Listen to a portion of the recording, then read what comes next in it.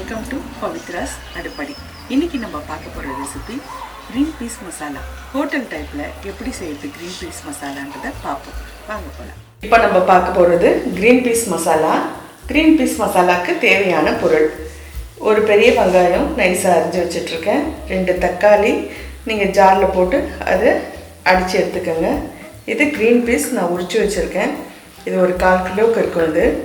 இது வந்து நீங்கள் வந்து காஞ்ச பட்டாணி சேர்க்காதீங்க, நல்லா இருக்காது. அதே மாதிரி இந்த பேக்கெட்டில் வர பட்டாணியும் வேணாம். இது உரித்து ஃப்ரெஷ் பட்டாணியாக நீங்கள் வாங்கிக்கோங்க.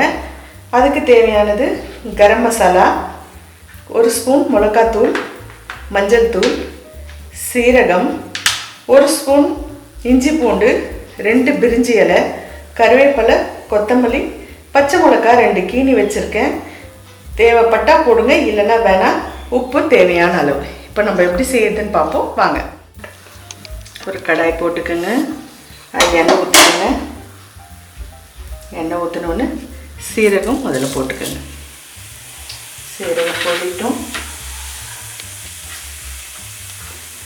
சீரகம் பொரிஞ்சோன்னு பிரிஞ்சி இலை, கருவேப்பிலை,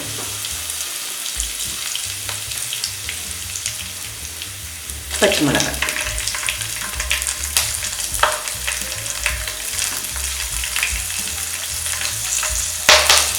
இது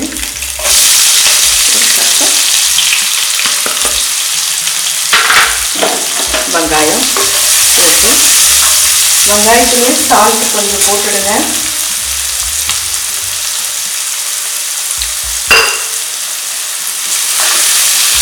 வெங்காயம் நல்லா வதங்கணும்.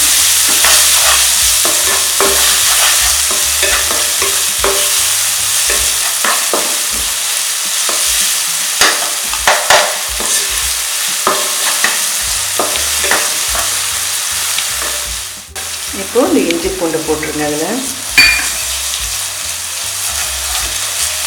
இஞ்சி பூண்டு கொஞ்சம் வதங்கட்டும். இஞ்சி பூண்டு வதங்கினோடனே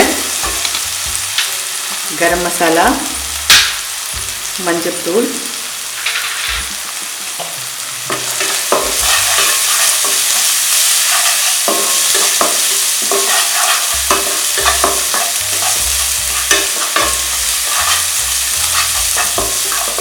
இப்போ இந்த தக்காளி நம்ம அரைச்சி வச்சுட்டு ஊற்றுங்க.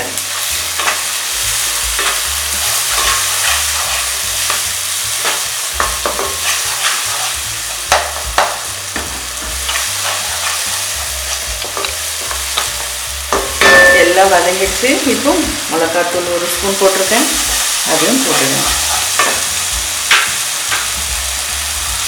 போட்டுட்டு இந்த க்ரீன் பீஸ் நீங்கள் வேக வச்சு போட்டாலும் சரி, இல்லையா இதிலே கூட அது வந்துடும். ரொம்ப நேரம் எடுத்துக்காது. இப்போ நான் ஒரு 1/2 கிளாஸ் தண்ணி ஊற்றுறதுல இதுவே போதும். ஒரு 10 நிமிஷம் மூடி வைங்க, போதும்.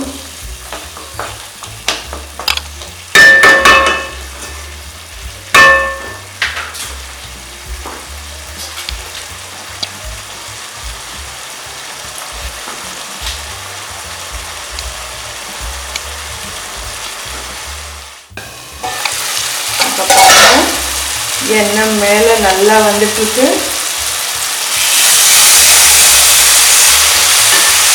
கிரேவி உங்களுக்கு ரெடி ஆகிடுச்சு.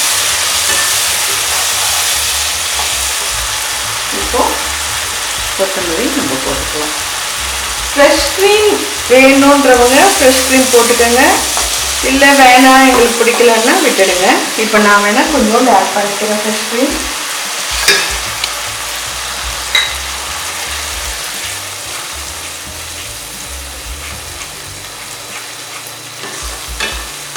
கொஞ்சம் ரிச்சாக தெரியும்.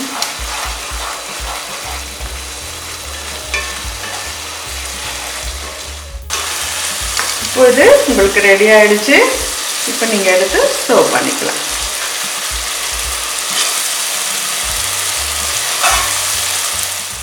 சூடான சுவையான க்ரீன் பீஸ் மசாலா உங்களுக்கு ரெடி ஆகிடுச்சு. சப்பாத்திக்கு, தோசைக்கு எல்லாம் நல்லாயிருக்கும். செஞ்சு பார்த்துட்டு கமெண்ட் பாக்ஸில் சொல்லுங்கள்.